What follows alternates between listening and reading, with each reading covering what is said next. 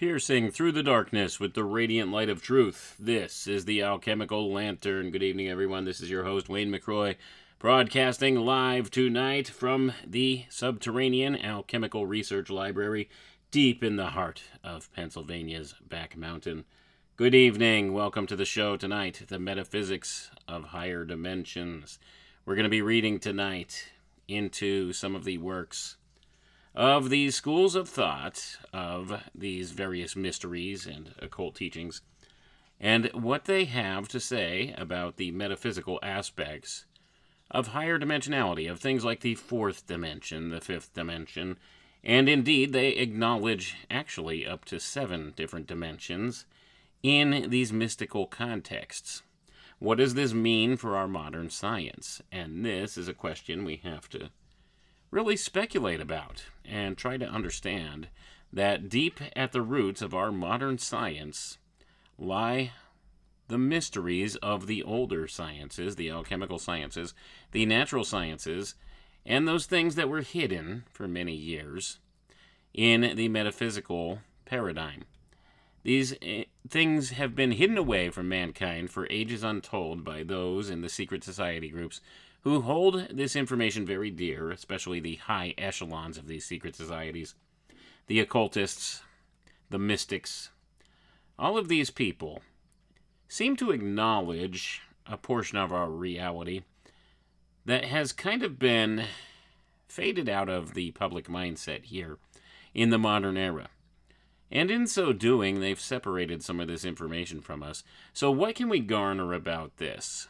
This is a very fascinating subject, because as we'll see, when you begin to connect some dots with this subject, with the very ideas, you'll begin to understand that perhaps these people in positions of power in this world, they understand something a little bit different about the nature of reality than we do, and perhaps they've been able to access some of these higher dimensional states for a much longer period of time than we could have suspected.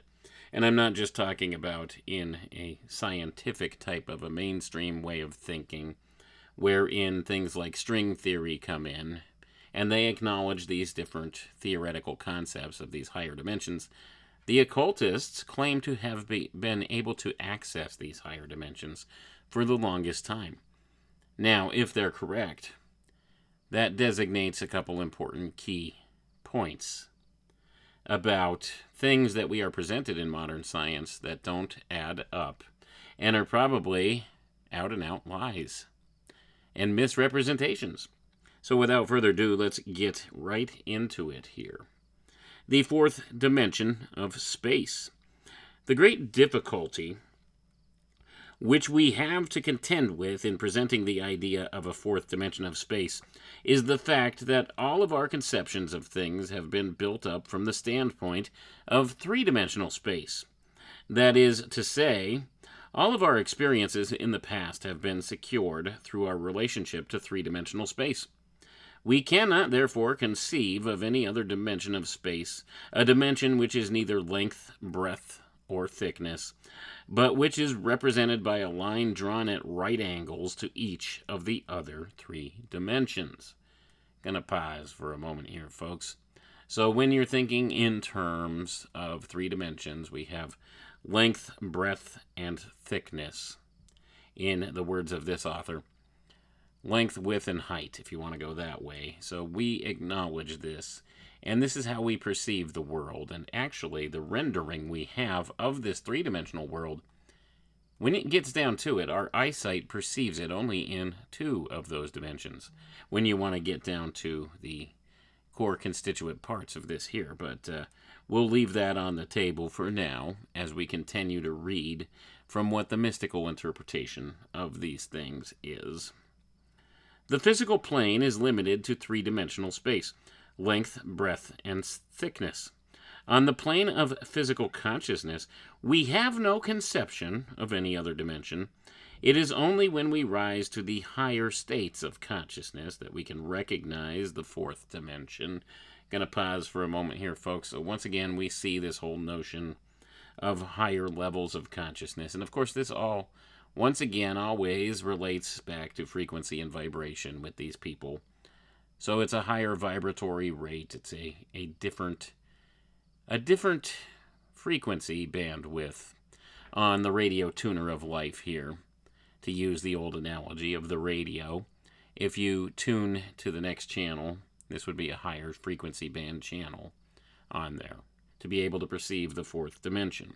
Now, the occultists claim that they can perceive these things through various means and practices. So let's go ahead and continue on. And we'll see, and we'll connect the dots with our modern science and stuff here later, and make some different connotations that we can draw from this. Now remember, the fourth dimension is represented by a line drawn at right angles to the lines represented by length, breadth, and thickness. When we see a cube, for instance, placed on the ground, we know that this cube has 4 sides, yet we can see only 3 dimensions.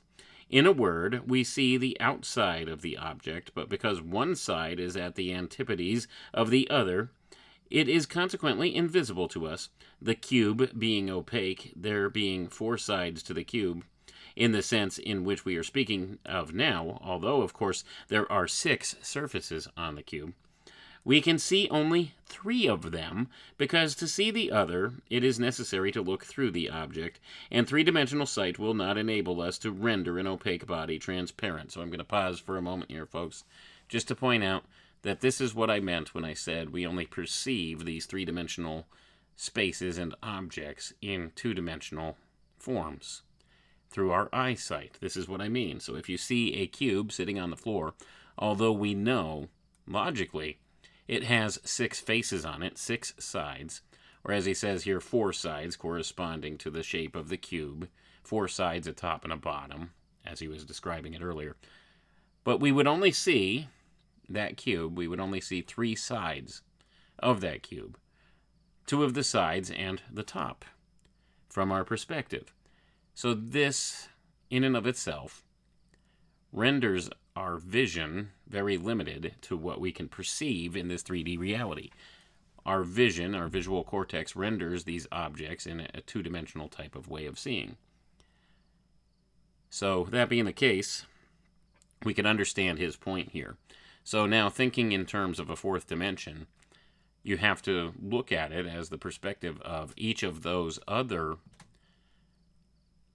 angles, not angles, but sides of the object, the length, breadth, and thickness of the object would have a 90-degree angle line coming off of each of those. And this would form a 4-dimensional cube, which is known as a tesseract. So this is the basic concept we're trying to grasp hold of, and it's very difficult to explain because we don't experience things beyond the 3-dimensional reality here. And the 3-dimensional reality that we do experience, we often see it rendered in 2 dimensions. That's why optical illusions are so effective. That's why drawings utilizing perspective work the way they do. So anyway, enough of that little side note, but let's go ahead because he says here, so we're unable to render this opaque body transparent. So we realize the cube has 6 sides, but we only see 3. That's the whole point here. And this is one of the reasons why, so let's get into it. In order to enable the student to grasp the principle involved in 3-dimensional space, it will perhaps be advisable first to imagine a straight world where there is but one dimension of space, namely length. A person dwelling in a straight world, being possessed of one-dimensional sight, would therefore see everything in straight lines. He would be absolutely incapable of seeing or cognizing breadth or anything except length, because he would be unable to recognize or see anything except in the terms of straight lines. He would therefore be unable to form any conception of a second dimension to space. Gonna pause for a moment here, folks. So the author here says he would only see in this straight line. And actually, it would just probably look more like a dot. To be honest here, if you were in one-dimensional existence, you wouldn't be able to perceive anything much beyond your immediate space. It would be just a dot. moving in one direction for infinity. So it's kind of like slicing up a piece of cake. You would see just this one narrow band and only in one direction. But let's continue on here. Again, suppose one rises above this one-dimensional space and rises to two-dimensional space. He lives in a flat world. He is able to see length and breadth, but not height. He cannot recognize one line as being above another, although he is perfectly able to cognize a number of parallel lines or even crossed lines. He can see two lines, of course, but not a third line. That is to say, he cannot see one line or one plane above another. When he rises to the third-dimensional space, he comes to the world as we have it now. He therefore will be able to recognize height, length, and breadth, but he cannot yet see the fourth dimension. So I'm going to pause for a moment here, folks.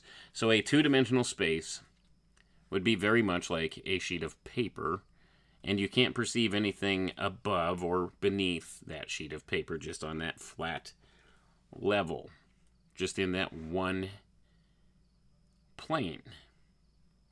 That one plane. Now, like if you take a stack of paper, and they're all stacked on one on top of another, a stack of paper, this would kind of be a metaphor for how the third dimension and the fourth dimension might interact. If you lived on the one piece of paper, if that was your reality, was the one piece of paper on the bottom, you would not perceive the piece of paper that is above you on top of the pile, or so on and so on and so on. Well, perhaps it's the same thing with this three-dimensional reality we live in. Perhaps stacked on top of us are these other dimensions that we cannot perceive simply because it exceeds the senses that we have here. Our physical senses. Let's continue reading here now because we're going to talk about the fourth dimension. The fourth dimension of space is a dimension at right angles to length and breadth as well as thickness. In other words, three-dimensional space takes cognizance of the surface of things. Going to pause for a moment here, folks. So this is just like the analogy I just gave you of the sheets of paper stacked one on top of another. So this would render three-dimensional reality as being that bottom sheet of paper in the pile of paper. So we would not perceive the fourth dimension sitting above us. Let's read on. Now, what would be the point which would be at right angles to length and breadth as well as thickness? Evidently, the center of the object. Imagine yourself in the center of a cube, and you can readily see that you will be at right angles to every point on that cube's surface. Fourth dimensional space, then, consists in the ability to place oneself in the center of an object and to see every part of that object in its relation to every other part. I'm going to pause for a moment here, folks. So essentially, this would be like looking at the object inside out. From the inside out and being able to perceive all angles of that object, perceive the object from all sides simultaneously. So that's an interesting way of thinking. And that's how the metaphysicians describe this. And this is also a pretty apt description given by modern science of what they think the appearance of a fourth dimensional space might look like. Now, you will hear some people claim that time or space-time is the fourth dimension, and I don't think that's accurate, and we'll get to reasons for that here as we continue. But let's go ahead and read on. What is it which will enable a man to place himself in the center of an absolutely solid body and view every part of that body at right angles to himself? Bear in mind what we have learned in the past, that all objects are made up of molecules, no matter what the form is. It is a multitude of molecules. Now, if you can see those molecules separate and apart from one another, if you can feel them, if you can come in connection with the molecules, you will thus be able to present yourself, as it were, in the center of the object, or at least to see through the object. The object is opaque to third-dimensional sight because we see it as a whole. To fourth dimensional sight, it becomes transparent because we take cognizance of the separate molecules, being able to examine them in detail. The molecules are held together by affinity by reason of the diverse rates of vibration going on within them. These molecules, vibrating in accordance with the keynote of the object, are held in a certain relative position. Going to pause for a moment here, folks. So essentially, if you were to perceive a three-dimensional object from the fourth dimension, it would be clear. You would not see it. It would be invisible to you, or you would be able to perceive it from the inside out. And being able to perceive every part of it from the inside out would render it in a fourth dimensional state, wherein you can acknowledge its existence. But this is very hard to kind of describe how it would appear, but it would be clear. You'd be able to see through it. It would be invisible because you could see all points of it and simultaneously see through it. So that's an interesting idea. Now, the dimensions of space are, in reality, the effects of vibration. For instance, length is due to a backward and forward rate of vibration. That is, the molecules vibrating in a certain direction, having a pendulum motion, so to speak, traveling in straight lines. One direction of vibration, then, or one current, produces the line. A flat surface is the result of two intersecting or cross-secting lines of vibration forming a cross, so that we have the square. The cube is the result of three dimensions, that is to say, of these two lines of vibration with a third line going up and down. In other words, two horizontal lines of vibration intersected by an upright or perpendicular line of vibration. So I'm going to pause for a moment here, folks. So once again, hearkening back to the idea of vibration, frequency, all of these different notions that we do have, understanding that all these things are a type of vibratory frequency, or in a certain frequency band they can be perceived, and knowing that this is the nature of these things, then we could begin to maybe make a little more sense out of what fourth dimensional reality might look like. So we have the three different directions that they travel, length and width and height. And then you add a fourth one that's perpendicular to the mix. And this is what you would get. And if you think of these in terms of vibrations, these are four different vibrations or frequencies interacting and in different ways at different levels here. So the perception of it would appear differently to what we could cognize with our three-dimensional sight that we're used to here. So this could be highly problematic if scientists were ever to somehow, perhaps, achieve some type of access to the quote-unquote fourth dimension. They wouldn't know what they were looking at. And they probably wouldn't be able to see where it is they're going or understand what it is that they are perceiving.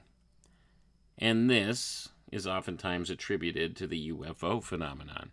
Perhaps if these craft are entering into fourth dimensional reality, the effects that we see here in the third dimensional reality would look very much like what many of the reports claim. Perhaps a bright flash of light and they disappear. Distortions, shape changing, these type of things. Things that don't seem to make sense. But let's read on and see what else we can garner from this. It can be seen, therefore, that what makes the object the shape it is, that what produces this three-dimensional form is molecules vibrating in three different directions. When you place yourself in the center of this vibrating mass, you have thus brought yourself into a position at right angles to each of the vibrating currents. Thus, you deal with the molecules rather than with their collective result. True, fourth-dimensional space is found only upon the astral plane, where all the diverse rates of vibration are found to operate in such a way as to place the seer in possession of a perfect comprehension and sight of the molecules in any object, while, of course, the atoms and the ultimate atoms and the astral atoms are to a certain extent seen, but vaguely, as it were. But the molecules in any object, and not simply the physical molecules, but also the astral molecules, are possible of clear and perfect analyzation, just as much as the physical object itself is upon the physical plane. So I'm going to pause for another moment right here, folks. So this is some hugely important information being conveyed here if we are to believe the occultists through the ages, the ones who have been able to claim that they have this clairvoyant sight, or that they can astrally project, or some such thing. Their experiences tell them, or the information they're given here tells them, that this astral plane is actually the fourth dimension. They are one and the same. So the fourth dimension, according to the occultists, is the astral plane. And they claim on the astral plane things look different. And if you are unfamiliar with traveling on the astral plane, or seeing, looking, gazing into the astral plane, things look weird. And you have a hard time navigating or finding your way around or understanding what you're seeing. Unless, of course, you're a trained observer, a trained clairvoyant who has experience in doing this and learns to perceive on the astral plane, which is much different than perception here in 3D reality. Now, this is according to the occultists, and they always tell you, take this stuff with a grain of salt. There's no way to prove nor disprove any of this stuff. It's taken on a basis of faith with some of these people. But some of the descriptions given do align with what some of the modern-day scientific principles and viewpoints would claim about a fourth dimension. So are the fourth dimension and the astral plane one and the same? Well, according to the occultists here, yes, they are. So, if it were possible to travel through time, or time-space, to warp time-space, you would be accessing the astral plane. Keep that in mind, because that's a hugely important point when you're looking at things from the scientific paradigm. And if you want to compare the scientific paradigm to the metaphysical paradigm and the occult paradigm, this is essentially what is inferred. If you were somehow to be able to warp the fabric of space-time, as they call it, or as they identify the fourth dimension with time, or space-time, if you're able to bend that and manipulate that and travel through that, you're traveling through the astral plane, according to the occultists. So let's keep that in mind. Is there something to this idea? Quite possibly. Maybe not, though. Like I said, you do have to take this stuff with a grain of salt. No way to really prove nor disprove it. It's just a thought experiment at this point. But it seems logical, doesn't it? I mean, why would these occultists make these claims and have these ideas from time immemorial? And now our modern scientific paradigm seems to flesh out some of this to some degree or another, or reflect these ideas slightly differently. Let's read on here, though. So we see here, he says, just to pick up where we left off, to reiterate what he said at this last point. So he says that even though things look different, it is still possible to perceive or analyze a physical object, an astral object, just as much as it is a physical object. And you'll notice he makes the distinction here between physical molecules and astral molecules. It's a higher frequency rate, but they are intrinsically attached through the dimensions in some regards. The three-dimensional object would be rendered invisible in this way. and possibly you wouldn't perceive it at all, wouldn't even acknowledge its existence. But let's read on and see what else he says here. He says, it is true that when etheric sight begins to be developed, we can see through opaque objects. That is to say, we can see the molecules, not individually, but collectively.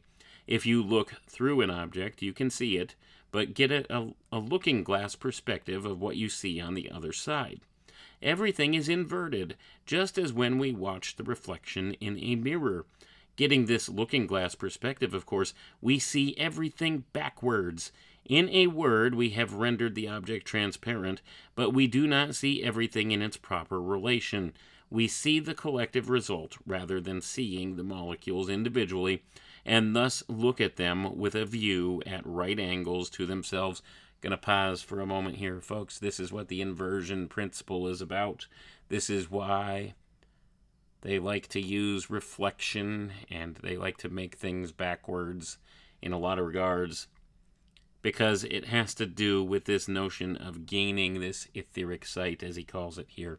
This would be your clairvoyance, your being able to see into spiritual realms. Now, he says etheric here, but does he mean etheric or astral? There's a distinction in these planes in some of these different occult fraternities. The etheric plane and the astral plane are two different things in some of the teachings. So it's hard to say for sure, what does he mean here? I suspect in the context of how we're looking at it, he's referring, of course, to peering into the fourth dimension, or the astral plane. So things, when you are physically able to gain this clairvoyant sight here in the physical. Now, this is different from what they would call astral projection, where you have this out-of-body experience. What he's describing here is this clairvoyant sight. For those people who claim to be sensitives and can look into the spiritual realms, they see reflections. They can see through the object, but everything is perceived backwards, like a mirror world. And this is another hugely important idea that has a lot of techno implications. The mirror world. I've done some breakdown on the notion of different mirror worlds, which relate to virtual and augmented reality technologies that they have been working on for some time. And this idea is inherent here as well. So tapping into this fourth dimensional space, he says here, being able to see into it, those who are just developing their etheric sight, as he claims here, can begin to see in this way. So let's go ahead and read on, because now he's going to caution us about this etheric sight a little bit more. So he says, to make the matter clearer, with etheric sight we see through the object. We are still on the outside, but it has become transparent. But on the astral plane, we are, as it were, in the center of this object. We see every point from that position. We are at right angles to every point, so that, as it were, we are present with each molecule by means of this vibrative law. The fourth dimension of space, therefore, is obtained by reason of vibration, vibration being in reality the fundamental key to all dimension, in fact, the creator of each dimension. Going to pause for a moment here, folks. Vibration. This different type of vibration. So now he made a distinction between this etheric sight and the astral sight. The astral sight being when a clairvoyant or a medium, as they claim in these occult fraternities, is able to astrally project himself out of his body and into the astral plane. Then he has astral vision, where he can see from the inside of the object out and perceive all around the object as well. Whereas the etheric type sight that he's talking about, you can see the object and see through the object and see a reflection back from the other side that looks backwards from the reality. So it's inside out, upside down, turned around, reflection, the mirror world. Let's read on here. We have attuned our aura, therefore, to that particular rate of vibration. We become conscious of the vibrating body, not simply the accomplished result. So I'm going to pause again there just to point out that this is what they teach, that you can maybe change your mental vibration rate and attune your senses to be able to see in these vibratory rates. It's akin to changing the radio dial. I love that analogy. So what he's saying is you could change the bandwidth that you're looking at. So it's like changing the radio station, and then you could see the higher frequency bandwidth. And that being the case, this is kind of the analogy that's best for describing this type of thing, because they do relate this notion of dimensionality to these different vibratory rates. And I think there might be something foundational to that. Because as you know, in the beginning was the Word, and the Word was God, and the Word was with God. And in the beginning, God said, "Let there be light." He spoke the Word. The Word brought into manifestation reality. So it's a sound or vibration-based thing. We were spoken into existence. All of this was spoken into existence. That denotes frequency and vibration. So there might be a fundamental truth behind a lot of this. But like I said, you do have to take this all with a grain of salt. But it seems to me there's valuable information here, and it may relate to our modern scientific paradigm in trying to figure out these various things about our universe. Let's go ahead and get back to the reading here, because he's going to tell us about the clairvoyant now. When the clairvoyant awakens to astral sight at first, he does not recognize solid bodies as such. They do not seem to him to be anything. With his sight, he sees right through them. He sees the molecules, and consequently they do not appear to him as solid, or as being solid bodies. He is likely to try to go through a brick wall without realizing that he cannot very well do it in his physical body, because the astral body can pass through any such body as that. The molecules of the astral body passing right in between the molecules of the physical body, and he, seeing from this standpoint, that is, seeing with the astral sight, does not recognize the inability of his physical molecules to pass through in this way. Consequently, he does not take notice of the fact that it is a solid body, and he is likely to get hurt. Gonna pause for a moment here, folks. So once again, we're seeing where if the clairvoyant is able to utilize this astral sight in his physical body, he may not perceive three-dimensional solid objects. He can see right through them and may perceive them to be nothing when he is in this astral sight mode, when he's looking into the fourth dimension. So this can cause potential harm. That's according to the author here, and like I said, I can't reiterate enough, you do need to take a lot of this stuff with a grain of salt, because there's no way to prove nor disprove any of it. We have to take them at their word. Now, they claim to have had many clairvoyants that have independently all verified these very same things or phenomena and described these things and have made record thereof within the secret society groups, kept this secret knowledge from the public. But have we ever seen such descriptions in any type of an organized fashion? You might come across the writings of one of these adepts within a secret order or another who make some of these claims, and they'll fall back and they'll say, yes, we know this because clairvoyants of the past have told us this. But they don't really tell you exactly who said what or how they described what they have seen in many of their writings. I'm yet to find much of anything that really thoroughly documents multiple notions of these types of ways of astral sight, except for these second-hand accounts. That's the problem. You don't get many first-hand accounts. And the ones you do, well, they have a lot of reasons why they claim this. And they claim it's because you can't really adequately describe in words how you perceive things in that astral plane or with that astral sight. So the clairvoyants have a hard time communicating that. But who knows? Who knows? It seems to me that there are some certain possibilities that may be extant here, and that there may be certain truths that are inherent that can be garnered, and it might be important to reifying our modern science in certain ways to understand some of the concepts here and to understand what is at stake and how things really work. If these mystics of old were right about their descriptions here of these higher states of existence, these higher dimensions, these higher frequency bands of existence, then this can teach modern science a thing or two about these notions. And perhaps modern science, if they encounter such things, would not quite understand what's happening. And that these people try to give an accurate descriptor of what's happening. So this might be an important tool for maybe mapping our way through higher dimensionality.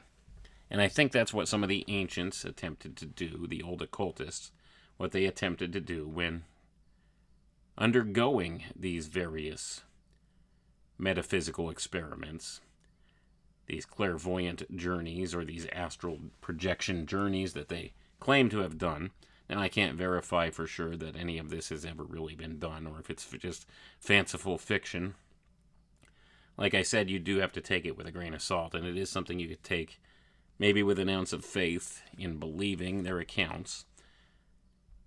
And it's hard to dismiss multiple accounts that make some of the same claims about this, independent of one another, without knowledge of one another. So there may be a core of truth to some of the aspects described here. So that's why it's important to look at this stuff.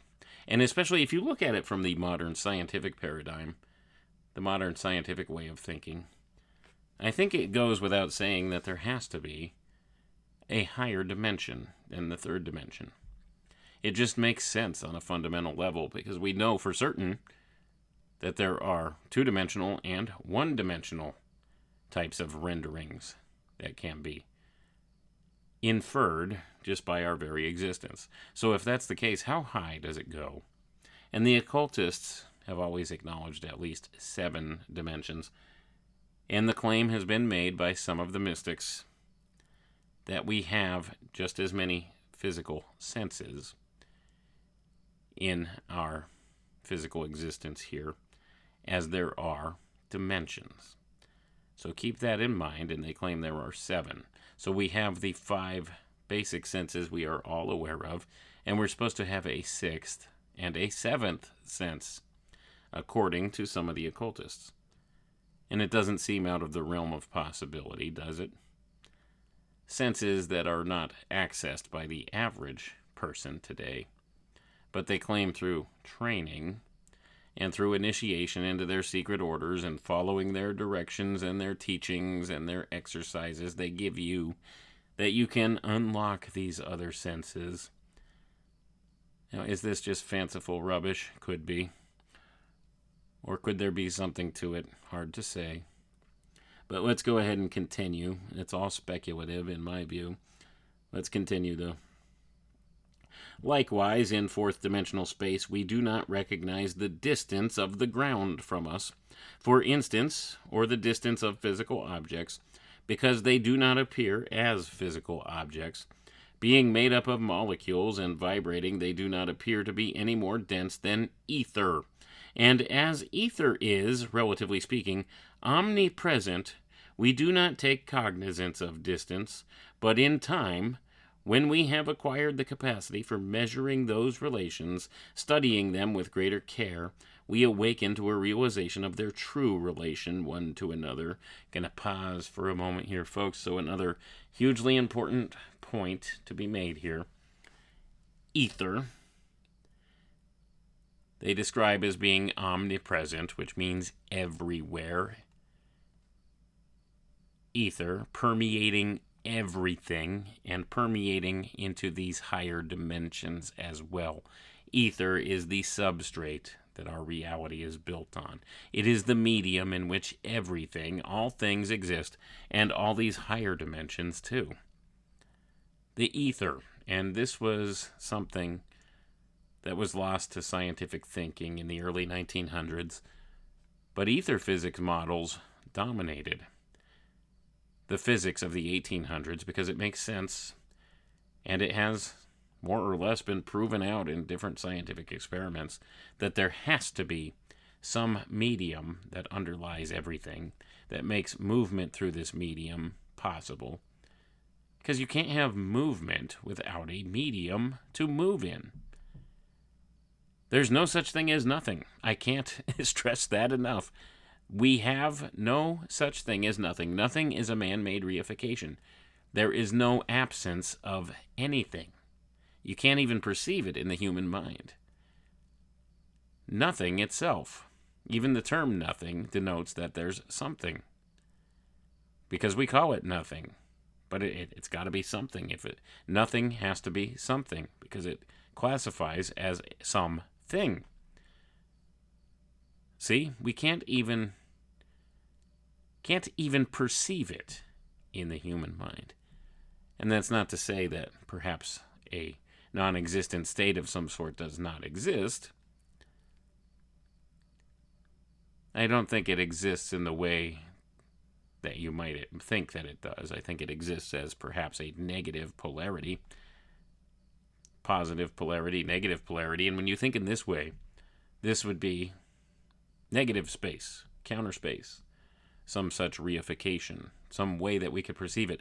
But at any rate, we see here that this medium, this ether, underlies everything, even these other dimensions. And perhaps this is a reference point of how to access these other dimensions through ether. But anyway, this would be the medium in which the realization of the true relation of things one to another can exist, according to the occultists here. So let's keep that in mind, and we'll continue on. It is not to be understood that the fourth dimension of space is merely a symbol, a figure of the imagination, or anything of this kind, and used as an illustration for fourth dimensional space is in actuality. It is vibration, which is inward with relation to all points on the surface. It is this dimension, which is at right angles to every point, and not simply to every point on the surface, but it is at right angles to every molecule of this object. Now, when we realize that each molecule in an object must necessarily be at right angles to every other molecule by reason of its vibration, we can see then that when we cease to be, as it were, a part, and are able to identify ourselves through vibration with these molecules, that is to say, to vibrate in a state of attunement with each molecule, so that it is, as it were, one pole and we the other, vibration passing between the two, we are thus brought into a position at right angles to the diverse molecules of that object. Consequently, we have arisen to the fourth dimension of space. Gonna pause for a moment here, folks. So this sounds like a lot of rigmarole and nonsense, what he's spouting out here. But essentially, the whole mantra he's teaching here is that it's by raising our vibratory frequency that we can resonate with our molecules on this higher frequency, this higher bandwidth, and be able to perceive these things. That's what he's saying. We could perceive these higher dimensions, higher planes, if you want to call it that. And that's what they teach in these occult fraternities. Is there truth to it? I don't know. Some of it seems suspicious. They always make these grandiose promises to their initiates that never seem to come to fruition. For these people that seek after these secrets, these powers, these abilities, they never attain them. But they keep them chasing after the carrot on the end of the stick, nonetheless. Is it possible to have this type of sight? There are people that make those claims. I don't know. I've never experienced it myself. I've never been able to truly verify any of that. There is no way to truly verify any of that.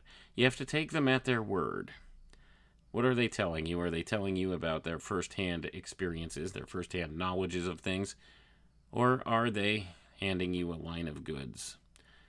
Hard to say for sure. But it seems to me that the implications are that it could be possible. And that's why it's important to look at this stuff. I don't have the answers like anybody else out there. I don't have the answers. All I could do is use deductive reasoning and logic to try to sort through these things. Try to look at sources. Try to vet out sources. And see if these things stand up to the smell test. Stand to muster. Hard to tell for sure. I think there is something of value to a lot of these ways of thinking, for sure. What exactly that is and how it works, I can't be certain.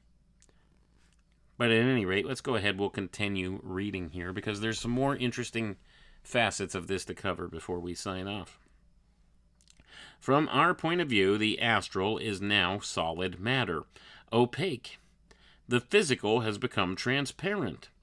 The physical is no longer a unit, but is a heterogeneous multitude of molecules. Consequently, we see through it. It has become nothing, as it were. It does not appear as a solid any longer, but in our consciousness it is simply this great mass of vibrating molecules, and we might say that, in a certain sense, on the true astral plane, we also penetrate the molecules, so that we are dealing with the atom in one sense. We do not, as it were, see through it as we do in etheric sight, but we are, as it were, identified with each molecule by reason of harmony of vibration in our aura, because the same vibration which is going on in that molecule is going on in us, and to do this, we must even see the molecule in relation to its component atoms, and when we have seen that in relation to those component atoms, we will be enabled to get a grasp of fourth-dimensional space. So I'm going to pause for a moment here, folks.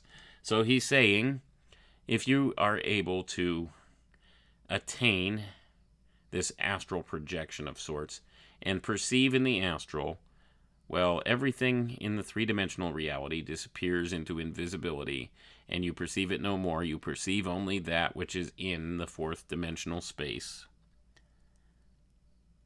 Understand? So, if you can maybe leave your physical body here in the third dimension and project some portion of your spirit or soul or astral body into this astral plane, this fourth dimension, then you could perceive everything in that astral plane, and you no longer perceive what is here in the physical plane. So this is kind of what's being inferred here. So this in and of itself presents an interesting paradox. If it is possible to travel through or into the fourth dimension, this cannot be done in our physical three-dimensional body, according to what the occultists say. So therefore, if you were to access this fourth dimensional space, or as modern science likes to call it, space-time, or the dimension of time. So therefore, if time travel is possible, or space travel is possible, it can't be done in a physical three-dimensional body because of where you're going. You see, if the fourth dimension truly is the astral plane, you can't access that in your physical body. You can't maneuver through it in your physical body. You might be able to see into it, well, still in your physical body, but you can't travel through it in that way. So this creates some interesting ways of thinking. So you have to understand, if advanced time travel or space travel type technologies are legitimate, if you can legitimately warp space-time, as they claim, and this is the model that they would like to use for the possibility of some type of space warping technology, warp drive, or some such thing, different models that they've looked at that present this as a possibility. Well, you're talking about doing something that can't possibly have a physical three-dimensional object travel through it and get to some other place. So this creates a paradox of thought, because they claim that the best way for us to travel very far distances in the shortest amount of time is to create this Einstein-Rosen bridge notion, this warping, this bending of space-time. And this is what's handed to us in our modern physics. And it seems to be absolute nonsense if you believe the things the ancients told us, if you believe the things the secret societies tell us. It doesn't work like that. So, what do we take away from this? Hard to know, isn't it? Let's read on here, because there's still a bit of ground I want to cover before we sign off. Fourth dimensional sight is possessed in its entirety upon the astral plane only. That is to say, it is the sight of man's astral body when functioning on the astral. This other limited sense in which it is possessed, this limited degree of fourth dimensional sight, is, of course, when the etheric double is functioning. Gonna pause for a moment here, folks. That's a whole other show talking about the etheric double. But essentially, for those of you that might be new to this, the etheric double is a portion of your physical body that exists in a sub-region of the physical plane. This is according to the occultists, known as the etheric plane, which is a sub-portion of this physical reality in which we manifest this three-dimensional reality. So this is a higher level of the third dimension, the etheric. So this is when you have this limited sight where you can possibly see, perhaps, into the astral plane partially from the etheric, this etheric sight as he referred to here earlier. So that's what he was talking about, but he says the astral plane only. The fourth dimensional sight is possessed in its entirety on the astral plane only. So this is the sight of your astral body functioning in that plane. So your physical body, or your dense body,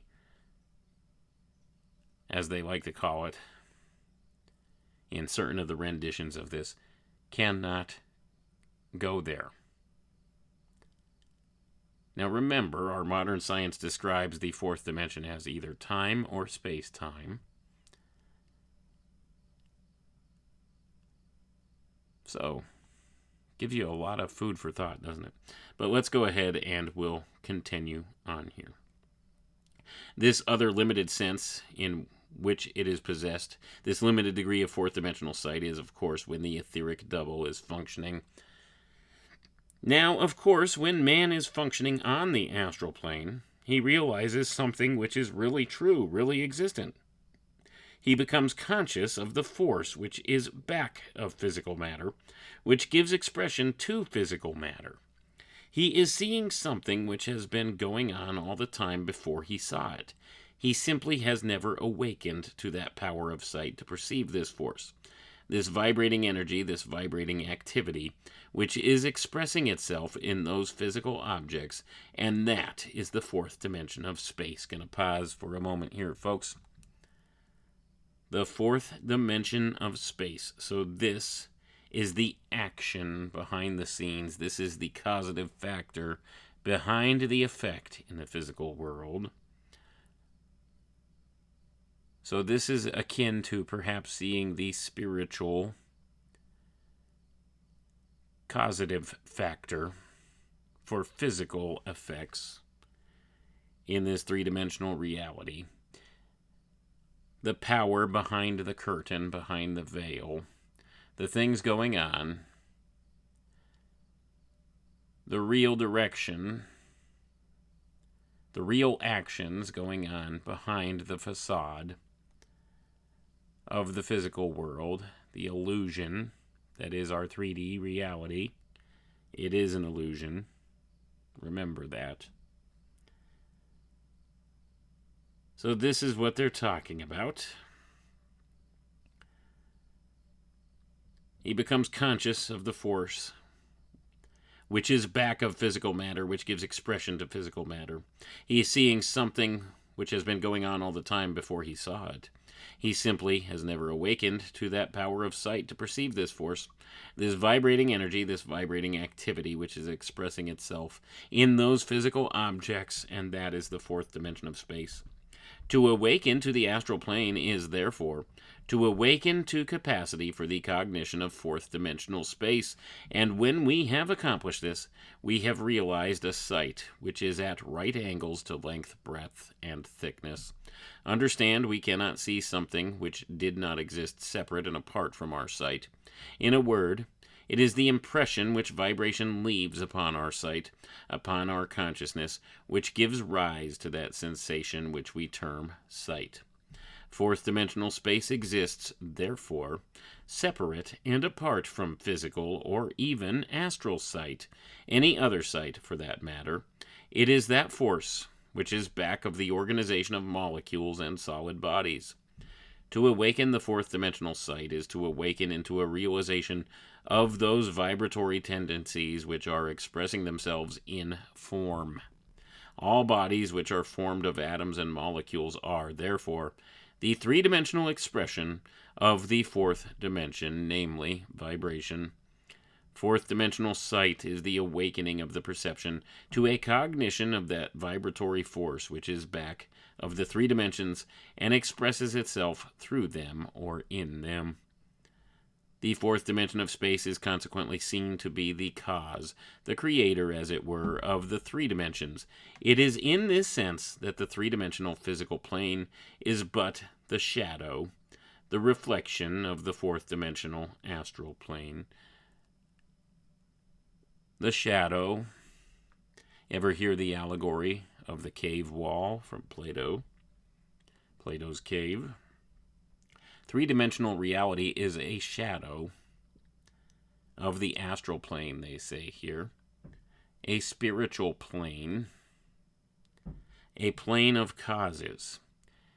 And these are the effects we see reflected here in three-dimensionality, in the third dimension, in the physical material world. It is a reflection of things in the spiritual, in a sense, or in this higher plane.